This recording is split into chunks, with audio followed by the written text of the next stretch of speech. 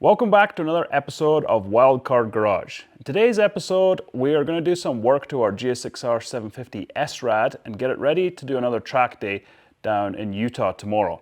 So you might remember a few episodes ago we did a track day and we had some challenges with the fuel tank leaking, we had some challenges with the brakes, and also the tires weren't super awesome. So we're going to work on those issues, hopefully get those resolved, and then go do a track day down in Utah. So really excited to be going back to the track.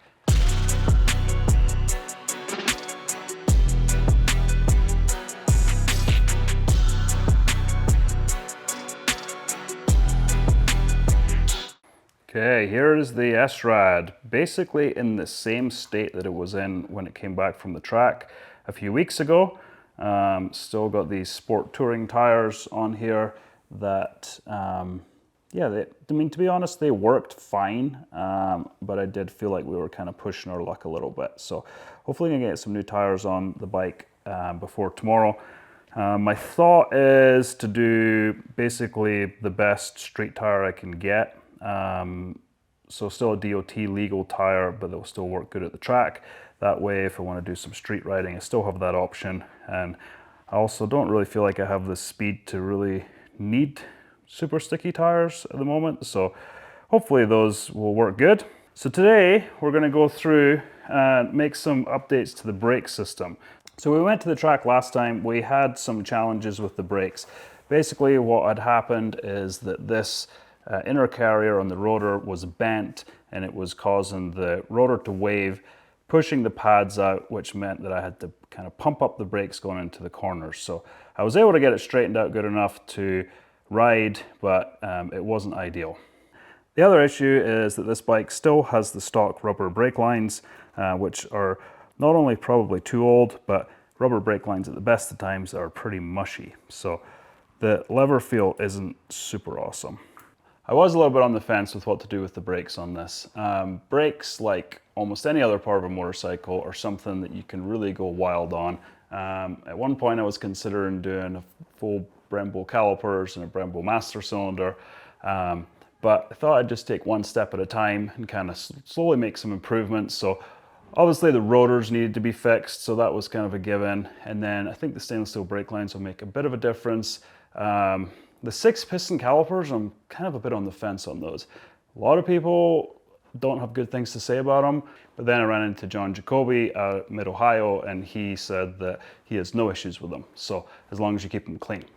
So today, the plan is we're going to replace the rotors, we're going to replace the brake lines, and we're going to give those calipers a good clean, and hopefully we'll give these brakes a new lease of life.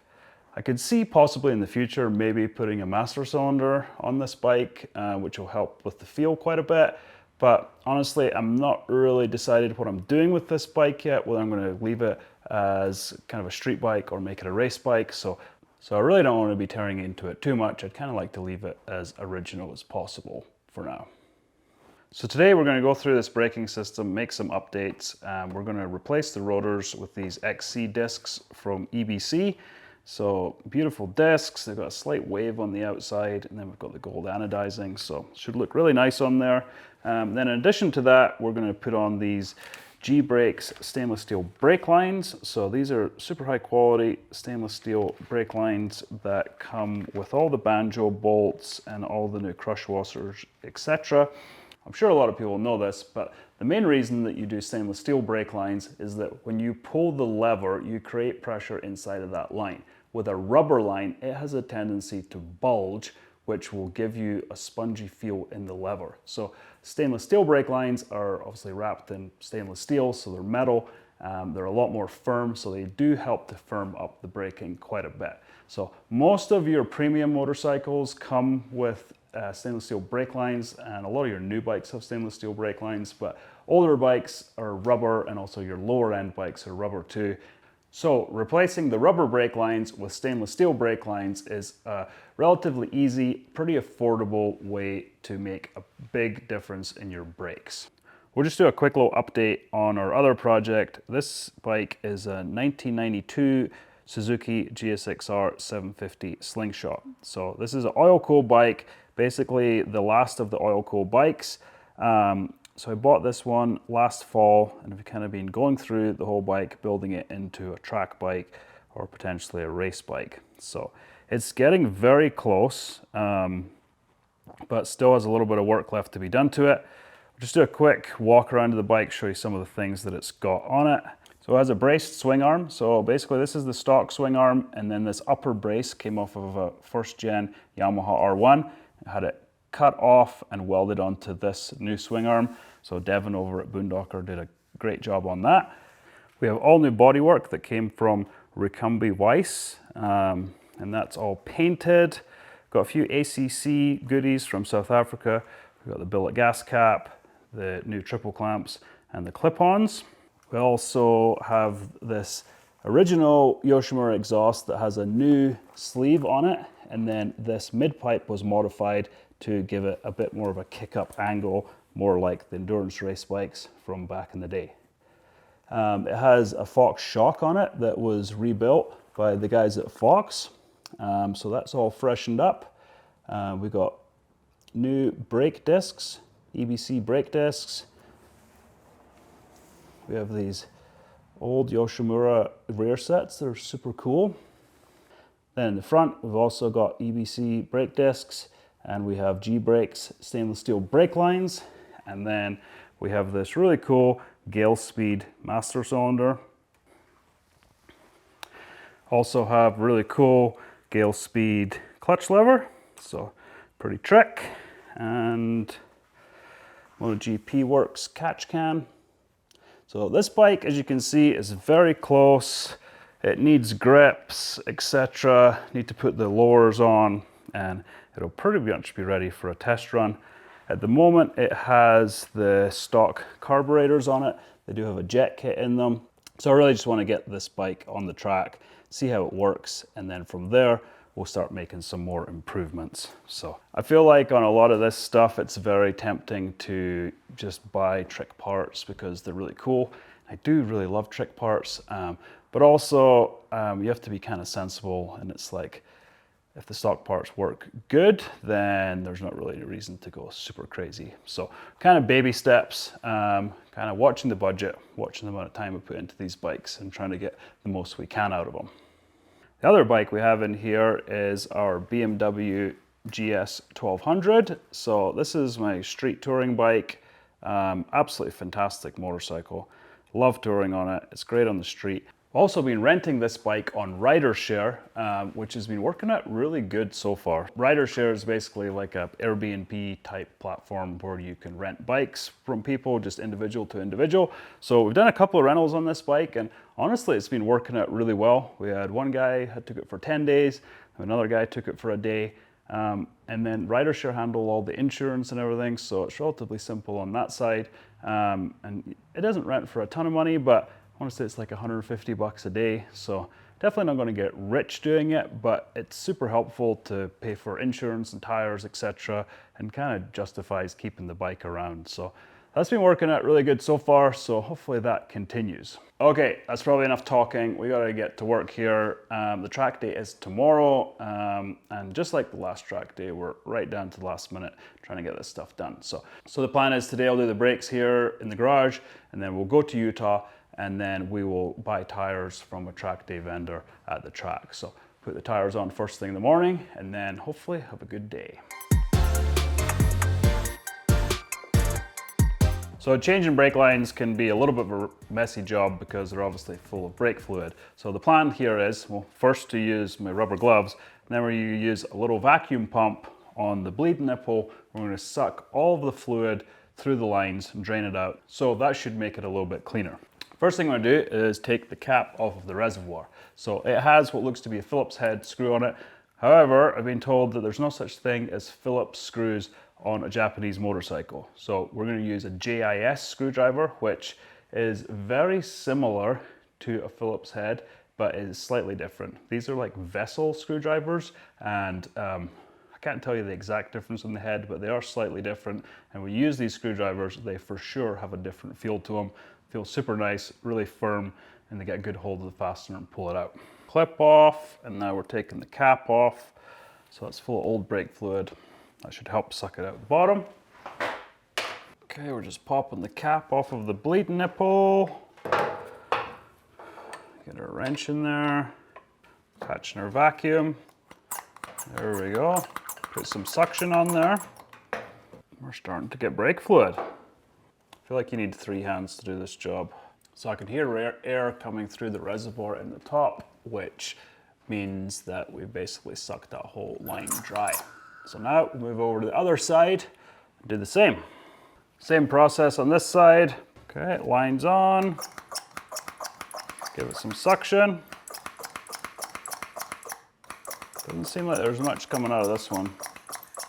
Okay, now the brake lines should be relatively dry, so I can crack these banjo bolts, take off the old brake lines without making too big of a mess. So this is going to be a little bit messy and probably difficult to film, so I'm just going to get started on this and we'll provide an update when it's finished. Okay, after we used the vacuum pump to suck all of the brake fluid out of the brake lines and the whole system, we removed the banjo bolt to take the brake lines off and kind of let those drain, and then we take the calipers and we're just going to let them sit here for a minute, let all the old fluid drain out of them.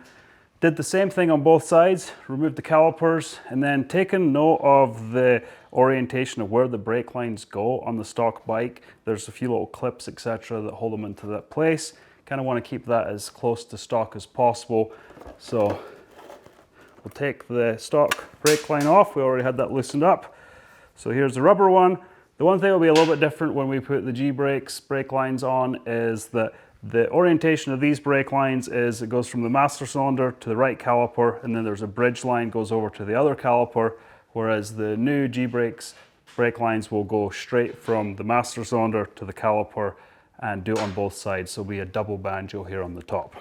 Okay, so we got the calipers off the bike, so it's a good opportunity to give these a good clean. So you use this Motion Pro piston puller. So you basically put that in the piston, use an Allen wrench to spread it out, and then you push the pistons up. So you can kind of see in here, you don't have to push them out too far because the dirt is all just kind of on this edge, but I got all 6 pistons pushed out on both calipers. And it's a pretty good exercise because a couple of these you could tell were like slightly bound up. So we've got those freed up, moved out. Now we're going to put them in a little bowl. So we spray them off with some brake cleaner. I really like to use a bowl because you're keeping some of the brake cleaner captive, and you can dip your toothbrush in there and reuse it. So we're going to clean up these pistons as much as possible, and by pulling them out, we've kind of freed them up if there was any binding in there, and that should really help these brakes work much better once they're all back together.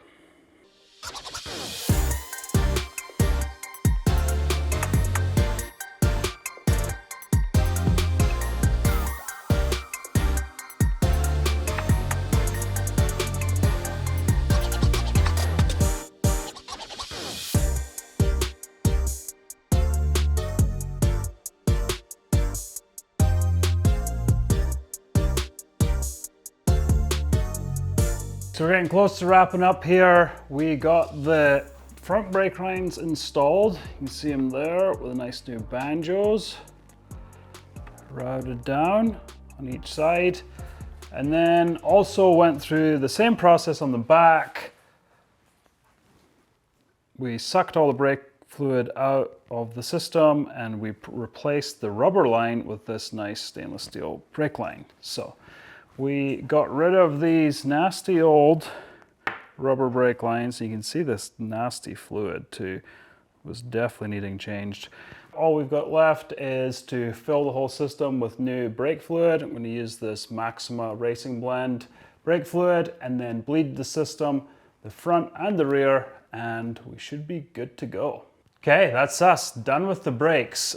So new brake lines, new rotors. I just finished bleeding them and I'm really pumped. Like, that lever feels good, significantly better than it felt before. So pretty excited. I think we've got all these brakes figured out. They're about as good as they're going to be. So yeah, we'll do some tires first thing in the morning at the racetrack. I'm going to get this thing loaded up. And yeah, a little bit frazzled. Always frazzled going to the track. It's just always the way it goes. I really need to be more prepared, but we got it done, and the fuel tank seems to be good too. So 2 of the boxes checked, third one will be checked in the morning. Off to Utah we go.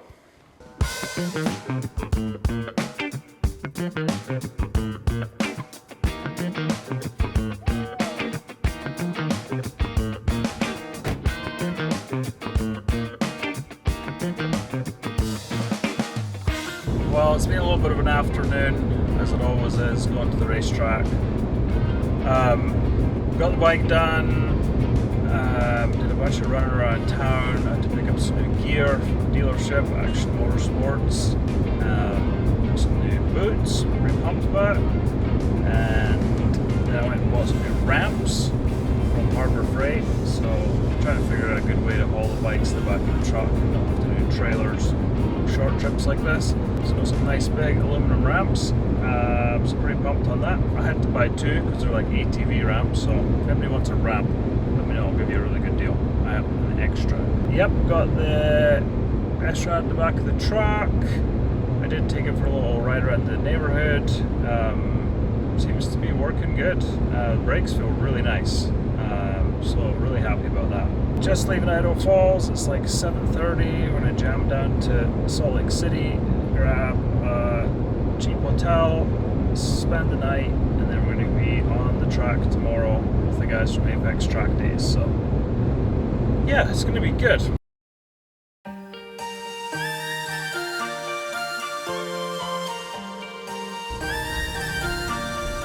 And it's always good to be back here at the track in Utah. So many memories of this place. It's such a cool facility, built by the late Larry Miller and opened in 2006. And World Superbike raced here 2008 through 2012. AMA Superbike, they started in 2006. The first few years of the track were pretty successful with big races coming. Unfortunately, Larry Miller passed away not too long after the track opened, and then that's when things got a bit more challenging. The track's changed hands a couple of times, and currently there's not really much for top level racing here. A bunch of club racing of different types, but you can still do track days, so that's super cool. And you just got to hope that maybe someday a big series will come back here. It'd be really cool to see Moto America back here, or Arma. Love to see Arma, and then I could ride some of the old vintage bikes here. But yeah, for now we're doing a track day today with Apex Trackdays, so nervous, always nervous coming to the track. I'm trying to remember back if when I rode here a lot, if I still got nervous every time I rode. I don't know why I'm so nervous. There's really no pressure to do anything, it's just go out there, ride and have fun. But I think that riding on the track is just like, it's kind of scary if you get hurt, and it's pretty expensive, and the bike isn't always super awesome. So I think those three factors combined kind of what makes me a little bit nervous about doing it. But yeah, it'll be fun. We'll have a good day. So we made it to the track and got the wheels pulled, and the good guys at Toxic Moto here are going to put some new tires on. So pretty excited to have some fresh rubber. Jeff's the man.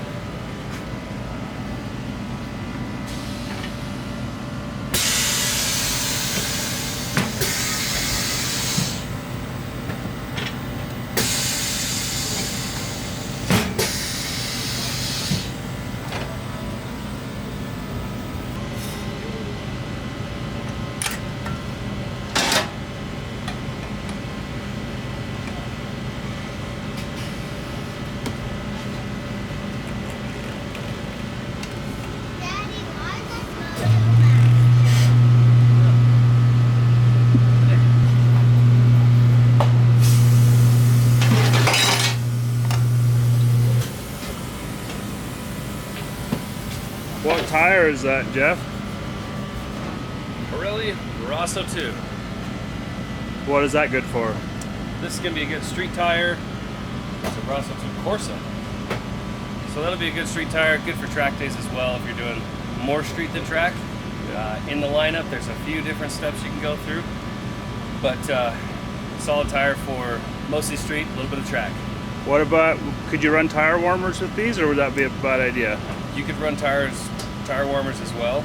It's just going to get the tire hot and ready to go. Yeah. You don't need them. They'll heat up quick because they're DOTs. That's what they're designed to do. But yeah. it'll helpful if you have them. Isn't there something about if you have a street tire and you put warmers on, they get like too hot or too greasy? You don't want to overcook it. You turn it down a bit. Yeah. You definitely want to turn it down and watch your temperature range there. If you don't have adjustable warmers, then it'd be good to, if they're just a super high setting or only a single setting, then you might avoid it. Yeah. But otherwise, it's not gonna be a problem today because I forgot my tire warmers. So I brought my motorcycle, my leathers. we are balancing this wheel. Set it on the balancing stand. The heaviest spot is gonna go to the bottom. And after you've done it a few thousand times, you get a feel for roughly how many weights it's gonna take. Within a few grams. I say that now, but I'll probably be way off. Do you balance it side to side or just top to bottom? Vertically. Vertically. If you get to where you have a lot of weights, you try to go split it between the two sides and put a few weights on either side. But biggest thing if you're balancing on a stand, always make sure that you're balancing on the bearings. If you have spacers that go into your dust seals, don't use those because your wheel is going to fall down on the way to the seal and it's not going to be balancing on the bearing. So always make sure you're doing that, especially if you're using cone spacers or cone on your balancing shaft. Take out your wheel spacers for the motorcycle so that doesn't interfere with getting a true balance on the wheel. That makes sense. Let's see how close I am. Close. Looks pretty. Spin at 180 to double check it, always. Nailed it. Looks pretty good. Little tape. Nice. Keeps the weights from coming off. Measured out. Pro tip, use the 1-inch tape and then you don't have to split it down the middle. Ah, that's handy.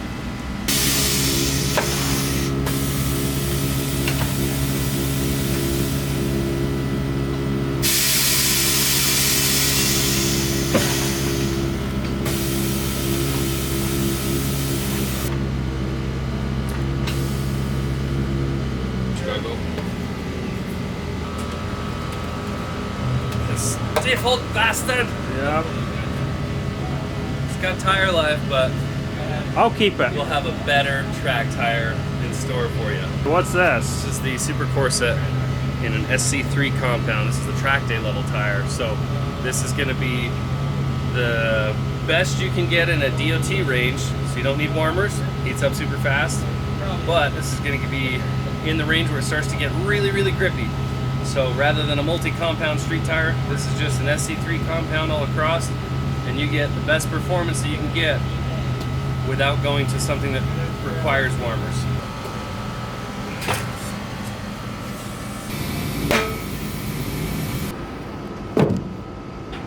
Okay, well, it's been a kind of stressful hour. I got tires put on, had to go to the rider's meeting, went to the wrong rider's meeting, which was longer.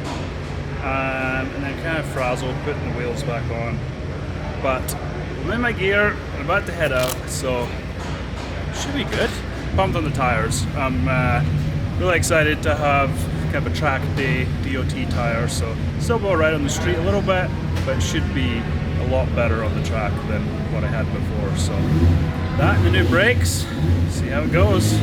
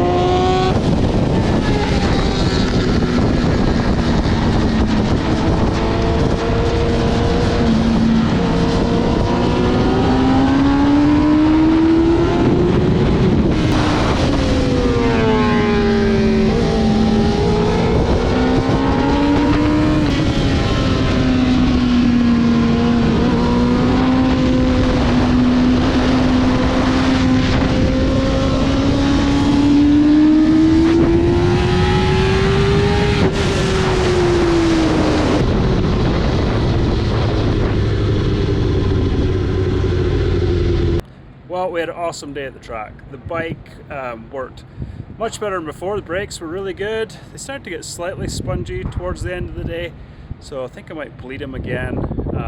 But significant improvement over before.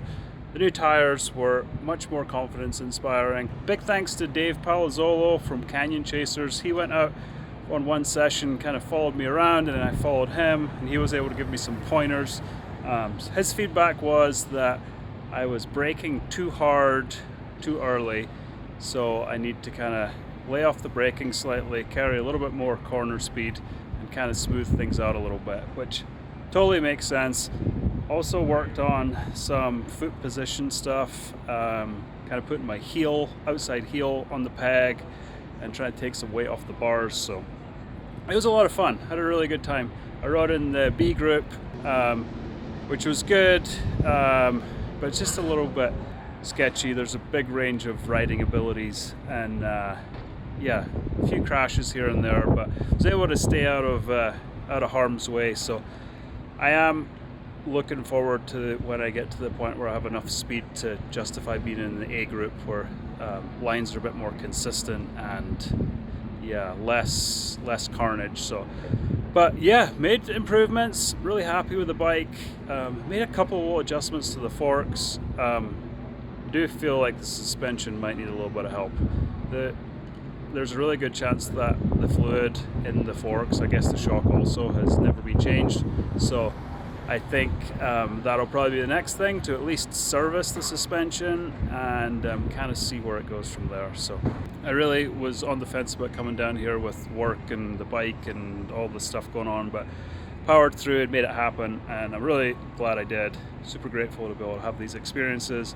It was good to see some old friends again and spin some laps, and yeah, we're about to load the bike in the back of the truck, which is always one of the best parts of the day because we're healthy and the bike is in one piece, and we had a lot of fun. So you really can't ask for much more than that. So great time. Hope you enjoyed this episode. If you have any questions or anything, please let us know. If anybody has any feedback on the style of this channel, I would really be interested to hear that. I really want to turn this into a resource and a place for these old motorcycles. Also keep it entertaining, but if anybody has any suggestions, I would really love to hear them. As always, thanks for watching. It really means a lot. And if you could leave us a subscription, that would be very helpful also. And yeah, super excited. Tomorrow we're off to Canada to get a Kawasaki, so pretty pumped on that. So thanks again, thanks for watching, and we will see you on the next one.